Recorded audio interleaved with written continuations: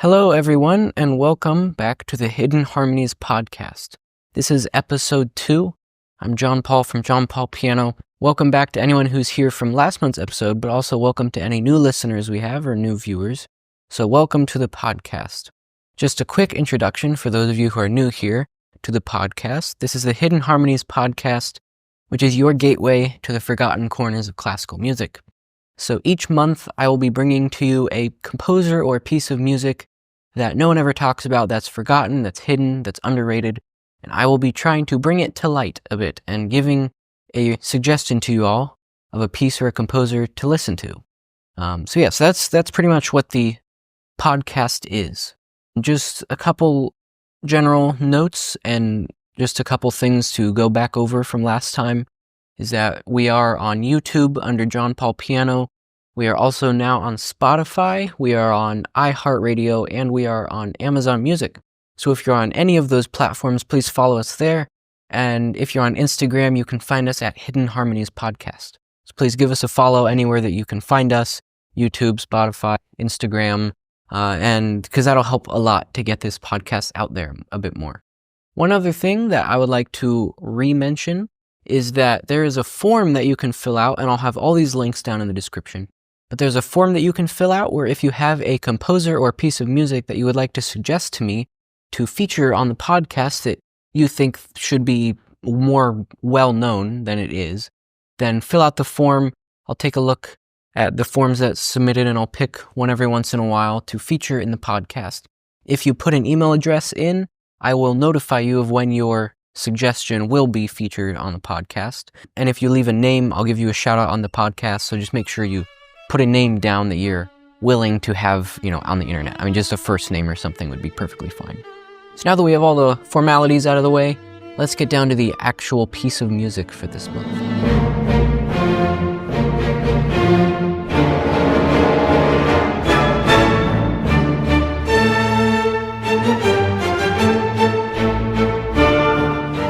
So the composer for the piece of music this month is Edouard Lalo. I'm probably butchering the French pronunciation of it, so please excuse my French, but the main thing that you need to remember is at least the last name, Lalo, L-A-L-O. So just a short introduction to him is that he was a French composer, obviously from the name. He lived from 1823 to 1892, so he was in the Romantic time period of classical music. He was a violinist, a violist, I think he also played a bit of cello, and he was a string instrument teacher. He started composing fairly early on in his life. Most of his early works are lost at this point, but his compositional output is decent, but it's not very big. It's a decent output, but it's not anywhere near someone like Beethoven, Mozart, even Brahms. So he wrote, but he didn't write too much. Or perhaps one could say that he just spent more time on his compositions than other composers. It may have took him longer to compose a piece of music than it did for other composers, which is also possible. He wrote a couple of operas as well as a few ballets, some vocal music, but the largest areas in his compositions that he composed for is chamber music. He wrote a couple string quartets, piano trios, and he also wrote a good amount of orchestral / solo with instrument type of pieces, so like concertos and things like that. I believe that he wrote 3 symphonies total, but the first 2 were lost, so we're only left with 1. And then he wrote a good amount of things for violin and orchestra, and those are sort of his biggest sort of areas of composition. His most well-known pieces are his Symphonie Espagnole for violin and orchestra, which is sort of like a violin concerto, but it's 5-movement piece. If you all haven't heard that, that's a great, great piece. It's fairly popular, actually, especially among violinists. It's a really great piece, though, so you all should definitely go listen to that if you hadn't heard it. And his other most well-known piece is his Cello Concerto, which is definitely not as popular of a cello concerto as, say, the Dvorak or the Saint-Saëns or the Shostakovich, but it's still one of his most popular pieces. To be honest, though, he's not that well-known of a composer, so I could have just devoted this whole episode just to him, but I have picked out a piece of music, and we'll get to that in a minute. but he's really just not that well known at all. He does have a very distinctive style of writing, though. It's very, he has a good ability to write memorable melodies. So if you hear a melody from him, it's fairly easy to remember it, whereas with some composers, it's not, So he had a very good way to write melodies, very good melodies. And another very interesting thing about him is his style of orchestration is very, very good, actually. It's very strong orchestration.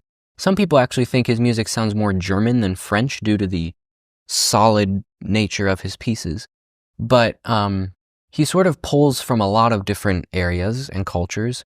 So he was of Spanish descent, but he was French, if that makes sense. So his Symphony Espagnole pulls from Spanish melodies, Spanish culture, and things like that. And I believe a couple of other pieces pull from different cultures. So the piece of music by Lalo that I have chosen for this month is Lalo's Piano Concerto in F minor.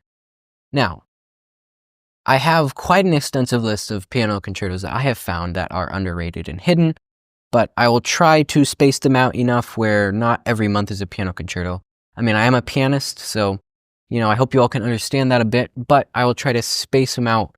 That way, not every single month is a piano concerto.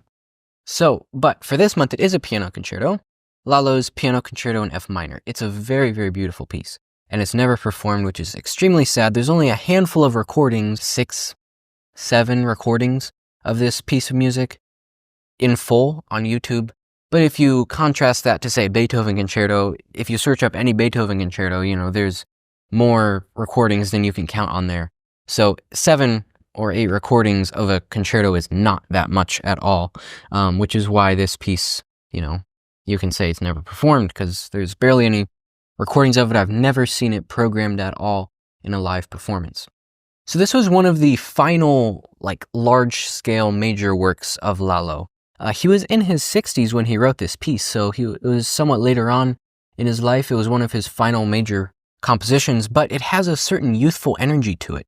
It's very interesting. Some people compare the piece to the Brahms Second Concerto, actually, because it starts off with a very soft, peaceful melody and a very soft, peaceful introduction to it.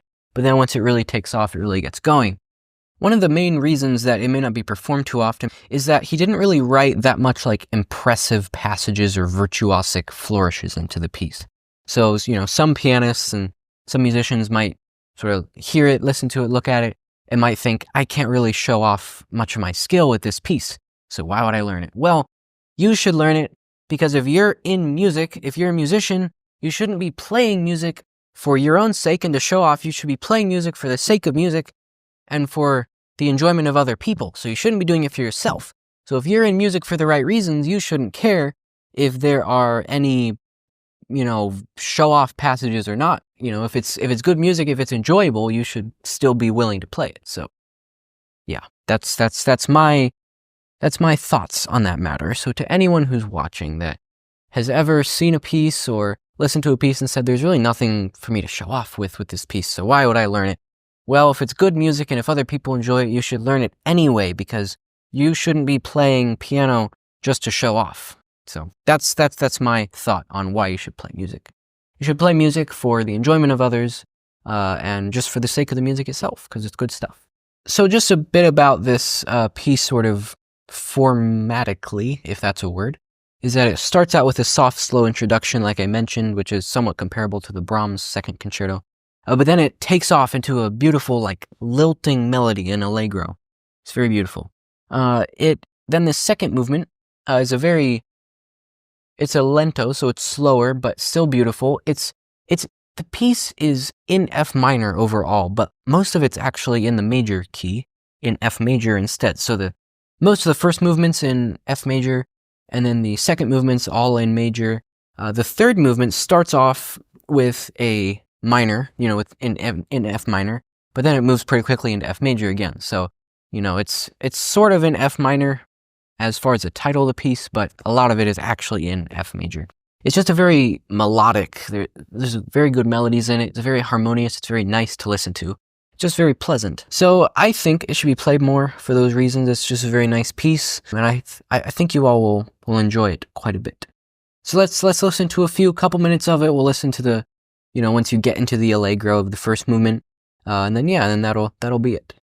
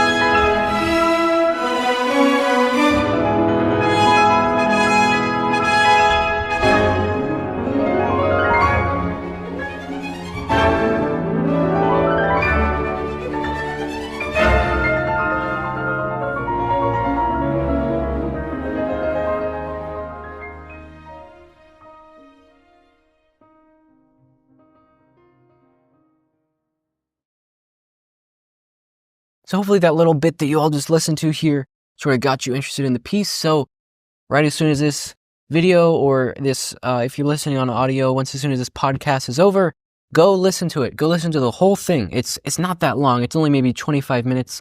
You can't tell me you don't have time during your day or during your week or during a whole month to listen to a 25-minute piece. So go listen to it sometime this month.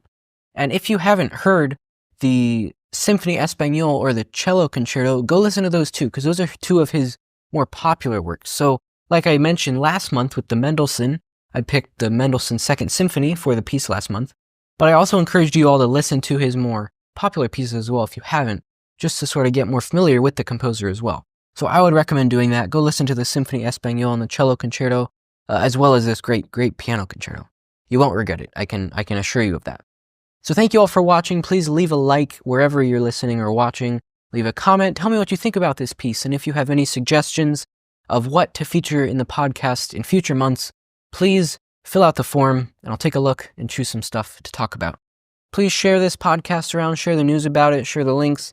I'm really trying to get this out there just to spread more classical music around that no one ever hears, because there's a lot of great stuff out there that no one ever listens to, which is quite a shame. So that's sort of my goal with this podcast, so please help me out with that. Follow me on anywhere that you're listening, Spotify, Amazon Music, iHeartRadio. If you're on YouTube, subscribe to me there under John Paul Piano, and if you're on Instagram, you can find me at Hidden Harmonies Podcast, because even just following or subscribing can help a lot, because it'll get the algorithm moving, it'll move my podcast up in the search options. So thank you all for joining us. This is the Hidden Harmonies Podcast, which is your gateway to the forgotten corners of classical music. This is episode number 2, this month's piece being Piano Concerto in F minor by Edouard Lalo.